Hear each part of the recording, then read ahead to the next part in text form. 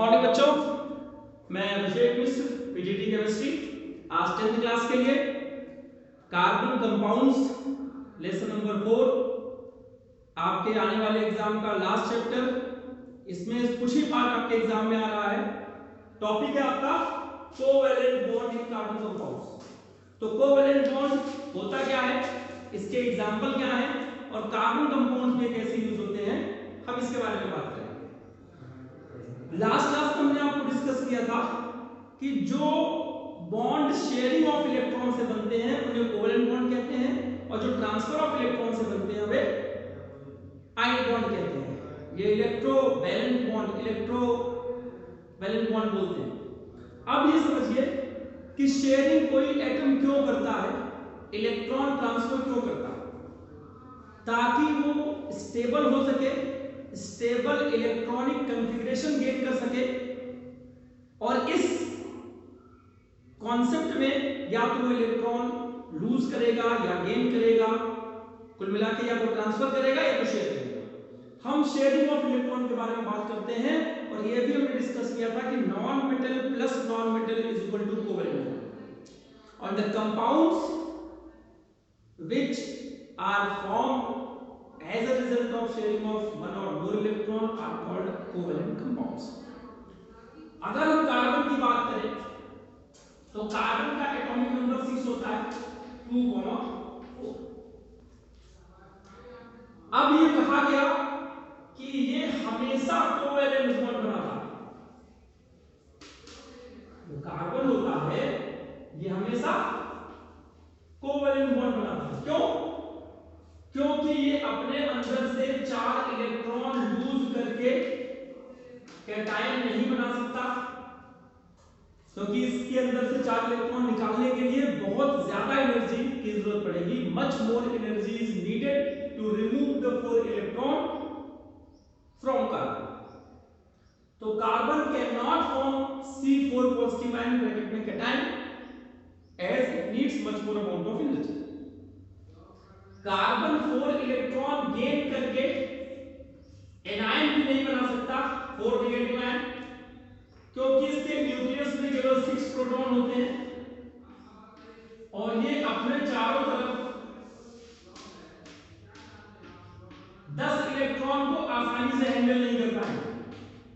6 proton, nucleus के जो 6 proton है वो अपने आउटर मोस्ट ऑर्बिट में 10 इलेक्ट्रॉन को आसानी से हैंडल नहीं कर पाएंगे, इससे अनस्टेबिलिटी बढ़ेगी। इसलिए कार्बन ना तो इलेक्ट्रॉन लूज करता है ना तो गेन करता है। तो क्या कॉन्सेप्ट बचा? शेयर करने वाला। That is why it always form covalent. याद रखिएगा, एक इलेक्ट्रॉन की शेयरिंग होगी सिंगल कोवैलेंट बॉन्ड, 2 इलेक्ट्रॉन की शेयरिंग होगी डबल कोवैलेंट बॉन्ड, और अगर 3 इलेक्ट्रॉन की शेयरिंग हो रही है ट्रिपल कोवैलेंट बॉन्ड। अगर आप इसको ऐसे दिखाते हैं 3 इलेक्ट्रॉन की शेयरिंग और ये triple covalent bond, this is wrong way, ये आपका सही नहीं है, ध्यान रखिए। हम इसी का एग्जांपल लेना चाहते हैं कि कार्बन जो है कोवैलेंट बॉन्ड ही क्यों बनाता है। अब एक और इसमें रीजनिंग का क्वेश्चन है कि कार्बन बहुत ज्यादा कंपाउंड क्यों फॉर्म करता है, large number of compound form करता है। इसके बारे में आपको बताऊं तो पूरी पीरियोडिक टेबल पे बोलते हैं 118 एलिमेंट्स हैं, एक दो की डिस्कवरी अभी नहीं हुई होगी। और अगर एक एलिमेंट मान लिया 100 कंपाउंड बनाता हो तो 118 एलिमेंट कुल मिलाकर अगर मान लीजिए 1 करोड़ कंपाउंड बनाता है तो कार्बन अकेला उसकी कैपेसिटी है ये 20 करोड़ कंपाउंड बनाएगा, मे भी 10। इसलिए अब क्यों बनाएगा, उसके लिए बोला गया versatile, because of its versatile nature. Carbon के वर्सेटाइल नेचर के चक्कर में ये लार्ज नंबर ऑफ कंपाउंड्स बनाता है। वो वर्सेटाइल नेचर क्या है? कैटिनेशन। क्या है? कैटिनेशन। कैटिनेशन क्या कहता है कि कार्बन कार्बन की लॉन्ग चेन कितनी भी आप बना सकते हैं, कितनी भी लंबी लॉन्ग चेन बना सकते हैं, कार्बन नहीं थकेगा, आप थक जाएंगे, जगह कम पड़ जाएगी, चौक खत्म हो जाएंगे, बट इसकी एबिलिटी में कमी नहीं आएगी। This ability of carbon to form long carbon carbon chain is called catenation. और दूसरा इसकी टेट्रावैलेंसी। तो catenation and tetravalency are the versatile nature of carbon. Tetravalency का मतलब अगर एक कार्बन है तो ये अलग अलग एटम से रिएक्शन करके अलग अलग तरह के कंपाउंड बना सकते हैं, ये आपको समझना। तो इससे टेट्रावैलेंसी हेल्प करता है कैटिनेशन को कि और ढेर सारे कंपाउंड बनाए। तो ये दो रीजनिंग के क्वेश्चन है जो मोस्ट इंपॉर्टेंट है। अब हम वापस आ जाते हैं कोवैलेंट बॉन्ड की शुरुआत कैसे होती है और कार्बन कंपाउंड में इसका कैसे इस्तेमाल करते हैं। मान लीजिए H2 है तो हाइड्रोजन 1, दूसरा हाइड्रोजन 1, समझते जाइएगा। फर्स्ट ऑर्बिट में 2 इलेक्ट्रॉन स्टेबल होते हैं, 2 इलेक्ट्रॉन पूरा करने के लिए इसको भी एक इलेक्ट्रॉन चाहिए और इसको भी चाहिए, तो ये दोनों अपने इलेक्ट्रॉन बीच में लाते हैं। ये इसको कहता है कि भाई हम तुम्हारा इस्तेमाल कर रहे हैं, तुम्हारा इस्तेमाल कर रहे हैं। Each hydrogen shared 1 electron only, that is why it is called single covalent bond. Single covalent bond. In case of oxygen, oxygen का एटॉमिक नंबर 8 है, 2,6 है, दूसरे ऑक्सीजन का एटॉमिक नंबर भी 8 है, इसका भी 2,6 है। अब ऑक्सीजन को कितने इलेक्ट्रॉन चाहिए ऑक्टेट पूरा करने के लिए? 2। दोनों ऑक्सीजन को 2 इलेक्ट्रॉन चाहिए, तो इसने अपने 2 इलेक्ट्रॉन बीच में रखे, इसने अपने 2 बीच में रखे, 2 यूज कर लिया तो बचे कितने? 4।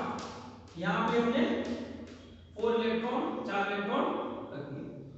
इसने इसका जो इस्तेमाल कर लिया, इसने इसका जो इस्तेमाल कर लिया। ध्यान से देखिए, 2 इलेक्ट्रॉन की शेयरिंग है, डबल कोवैलेंट बॉन्ड। जो इलेक्ट्रॉन बच गए उसे हम लोन पेयर कहते हैं। जो इन्वॉल्व हुआ बॉन्ड पेयर और जो फालतू का बच गया लोन पेयर। ये आपको 11th में बहुत काम आएगा।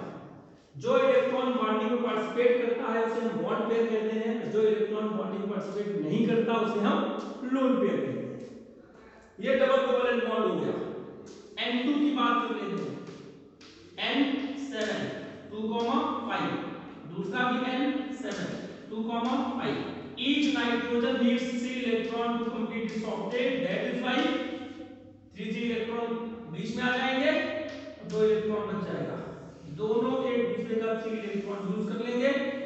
3 इलेक्ट्रॉन की शेयरिंग हुई है, इसलिए इसे बोलेंगे triple covalent bond. So this is the concept of covalent bonding in case of carbon compounds CH4। Please समझिए। तो कार्बन का एटॉमिक नंबर 6 और हाइड्रोजन का एटॉमिक नंबर, आप अच्छे से जानते हैं हाइड्रोजन को एक ही इलेक्ट्रॉन चाहिए, जिसको ज्यादा इलेक्ट्रॉन चाहिए वो बीच में होता है। वैसे भी इसमें कम CH4 तो C बीच में होगा, H चारों तरफ होगा। और each hydrogen needs 1 electron, 1 electron की जरूरत है, लेकिन इसका एक इलेक्ट्रॉन लेगा और अपना को दे देगा शेयरिंग के लिए। सेम आप देखिएगा कि पहले हाइड्रोजन का ऑक्टेट पूरा करने की कोशिश कीजिए आप, अल्टीमेटली आप चेक करेंगे कि कार्बन का भी ऑक्टेट पूरा हो गया, उसे 4 चाहिए था, 4 हाइड्रोजन से एक इलेक्ट्रॉन उसको मिल गया। तो this is the bond line structure.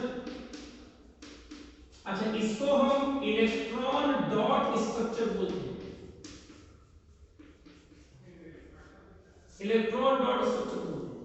अच्छा, इसमें हम बोल सकते हैं बॉन्ड पेयर तो 4 है और लोन पेयर नहीं, इसमें कोई लोन पेयर नहीं है।